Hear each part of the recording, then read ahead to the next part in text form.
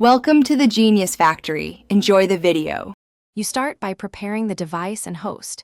Enable developer options and USB debugging on the phone, then plug it into your computer. Install or confirm Android SDK platform tools are present so you can run a DB commands. Once done, run a DB devices and make sure your device ID appears. If it does not, try a different USB port or accept the debugging prompt on the phone. You need this live connection to list and pull app files securely and reliably.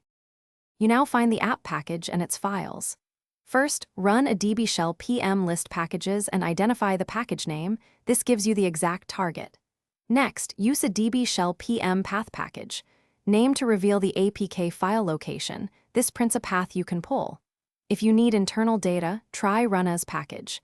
Name to switch to the app user, make sure the app is debuggable, then list files under /data/data. Use a DB pull to copy any readable file to your machine for inspection. You finish by pulling files and verifying them. Run a DB pull with the remote path shown earlier and a local destination. Monitor transfer success. If you hit permission denied, make sure the app is debuggable or use an emulator or rooted device where you have access. Once files are local, check APK signatures, and test on a matching Android image or emulator to avoid runtime mismatches. If something goes wrong, the key tip: double-check USB debugging, permissions, and use a DB logcat to catch errors. Thanks for watching. If you found this helpful, don't forget to like and subscribe.